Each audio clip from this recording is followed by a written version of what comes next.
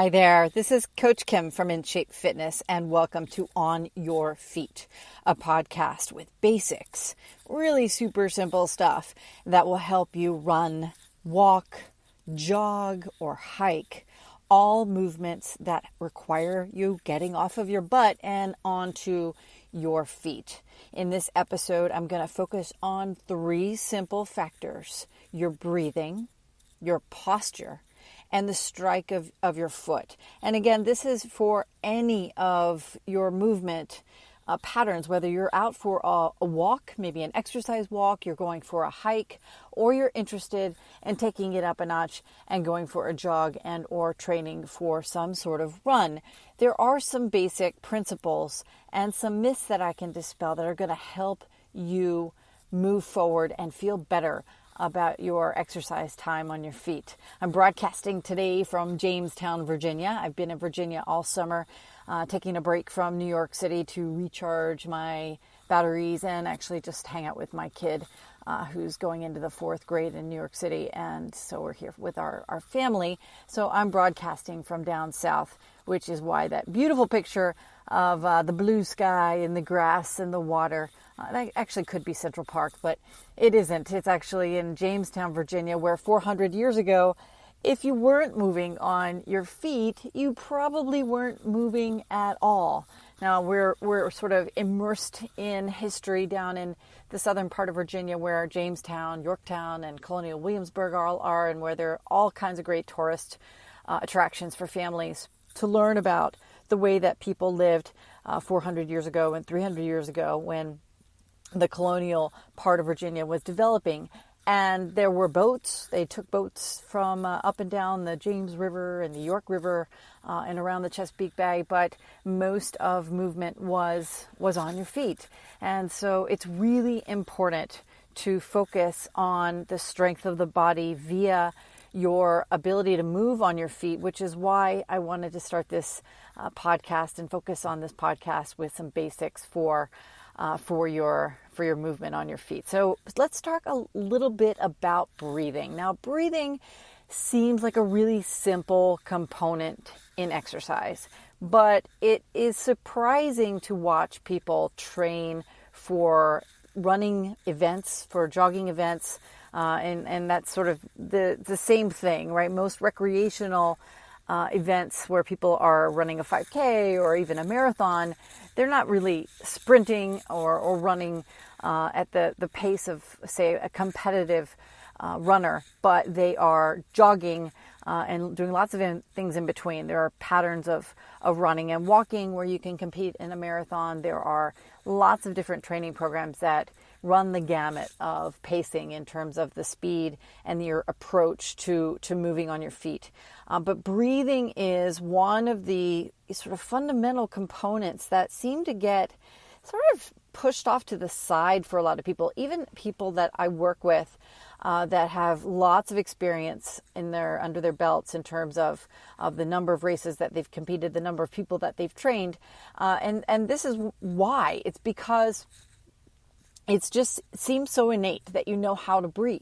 And when you're exercising, particularly on your feet, freestyle sort of movement on your feet, it seems as though your heart rate is going to kick in. You're going to, your respiration is going to increase as is needed to accommodate the movement pattern.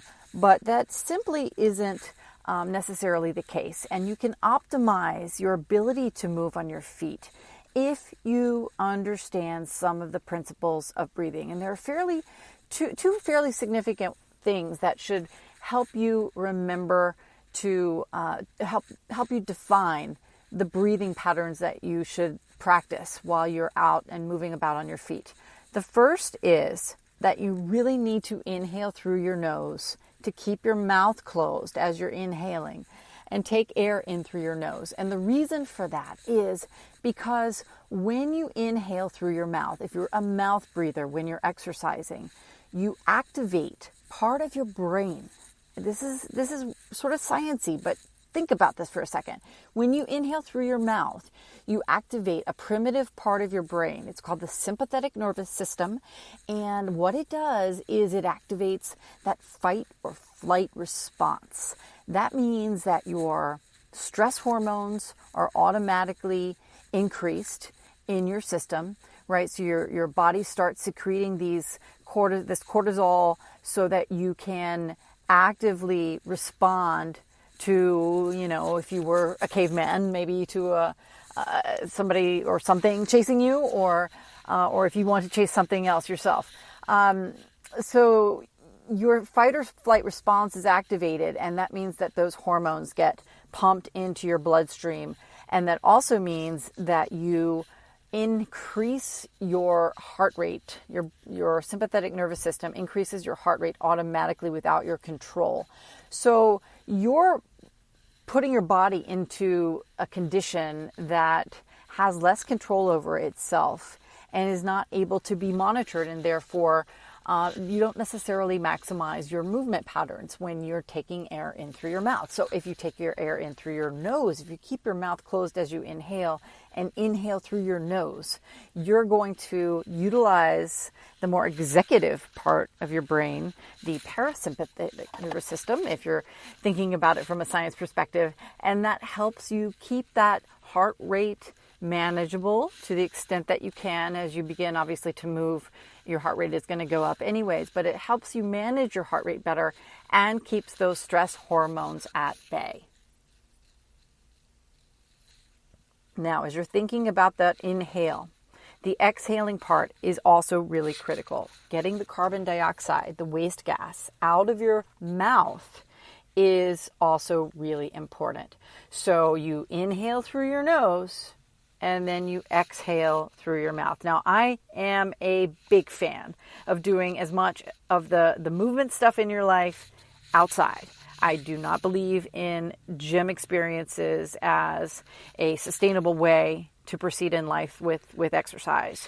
So I don't think that you should think about it this way if you're on a treadmill. But if you think about inhaling through your nose and exhaling through your mouth, what I tell people to do is to smell the air around you.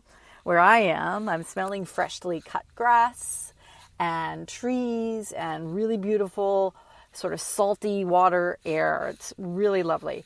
And you smell that, you use your nose, and then you bellow the air out, the carbon dioxide, all that waste gas out of your mouth. You really want to use your lungs to blow the air out of your mouth.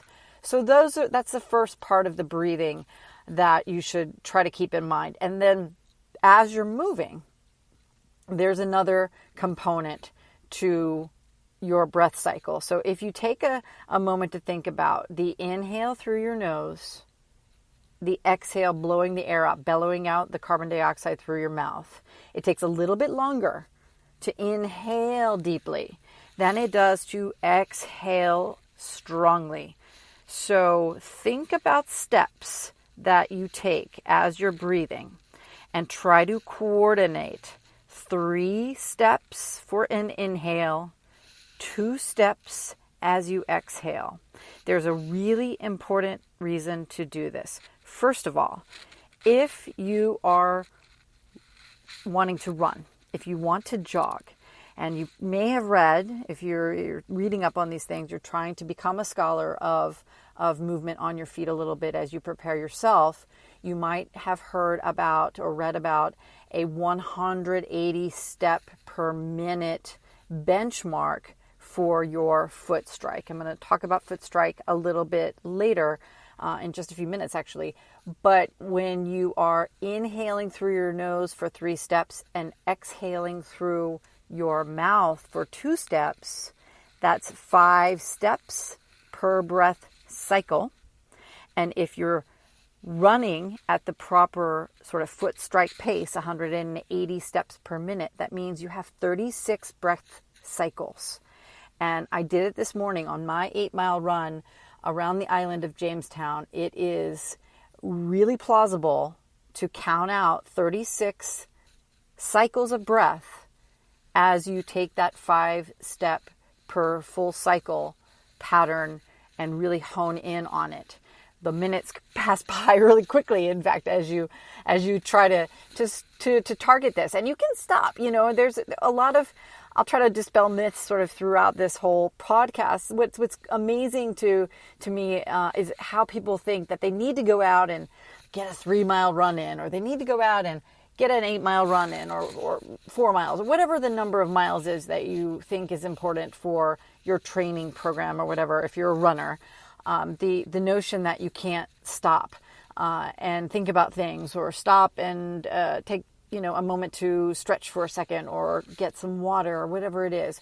Stopping and starting is fine. If you run for 10 minutes in the morning and then run for 15 minutes after work, all of that counts. It's a cumulative process. You don't have to go out and sort of struggle or fight the pavement, if you will, or fight your feet in terms of accumulating a certain amount in a particular start and stop period of time. But the interesting thing about that 5-step cycle, again, it's 3 steps for your inhale through your nose, 2 steps for the exhale through your mouth. Now, if you're walking, I also tried this today, and you can play with these numbers a little bit. But if you're walking at a not really an exercise pace, but maybe a relatively active sort of pace, 20 breath cycles per minute could be your target. So you've got 20 on the casually or maybe active walk side, and 36 breath cycles per minute for a jogging cycle. And you can play with any of those in between, but think about your breathing, because oxygenated blood getting to your muscles, freshly oxygenated blood, is the job of your cardiovascular respiratory system. And the only way that can happen is if you optimize your breathing. So breathing could be the most important practice that you do as you get off the couch and get on your feet. Now, I said there were 3 things I wanted to talk to you about today. The second thing has to do with your posture. So one of the things that relates to breathing, the sort of segue from breathing to posture, has to do with the collapse of your chest that a lot of people have because they are typing on their devices, or typing at a computer, or maybe driving a car, or maybe it's just sort of shyness that, kind of curls people in, concave the back, and brings those shoulders forward, which collapses the chest. When you push those shoulders back and your arms are moving beside your body instead of in front of your body, guess what? Your lungs open up, and it's almost like your lungs want more air. So breathing becomes even more fluid. So that's that connection to breathing, from breathing to posture.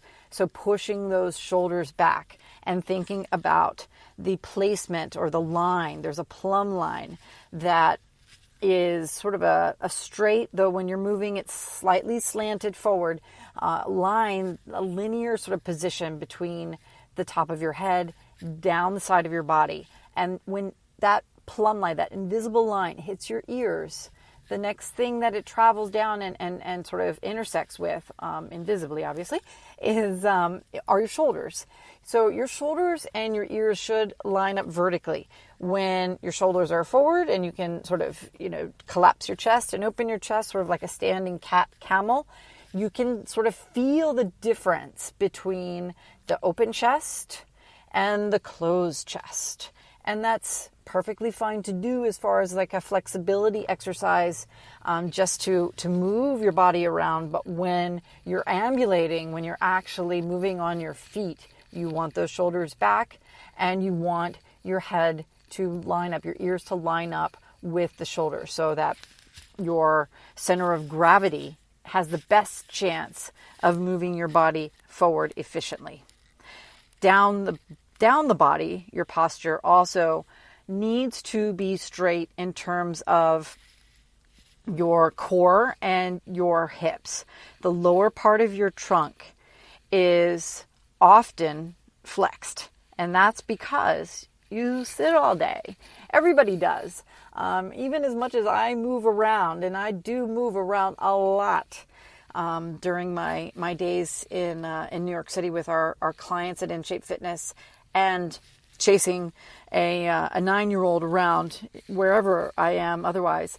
I'm on my feet almost all the time. Now, what I found in researching the book that I'm writing, and you probably know I've mentioned this on the podcast a lot here. I'm drafting or second draft right now a book that I've studied for a couple of years. It's called Darwin on the Treadmill, and it is a composite of chronicles related to history, the history of fitness, the history of moving around, and how willful exercise, which has only really developed in the last, say, 100 years, how it's really sort of not sustainable, and where we can use these ancient stories of movement to help motivate us and help provide us with guidance in terms of the way that we need to move around in our modern and future lives. Anyway, most animals spend about 80% of their waking time moving around on their feet. Now, we are obviously not having to move around typically for hunting purposes anymore, or for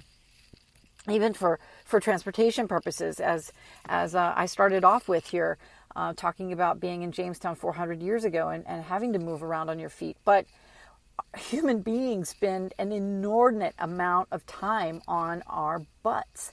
And that means that the trunk-hip connection has a bend in it, has a fold in it at your hip flexors, at the bottom of your pelvis.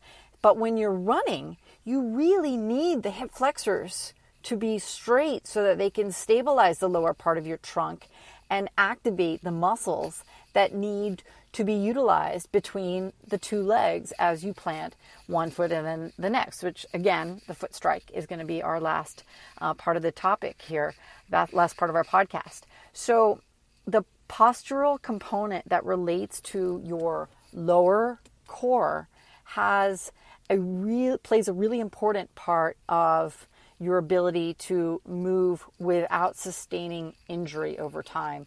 And I train runners for marathons, thousands of them I have worked with over the last 10 years. And the one thing that always comes into play is seeing how a long run turns into someone kind of keeling over, almost like bending through the hips and leaning over, to just because of fatigue. You get used to the idea that your legs are not part of the upper body, and you're therefore okay somehow with this sort of bend in your hip flexors. But when you straighten out your hip flexors and you lean forward a little bit, the last part of your posture is to lean forward a little bit through your ankles.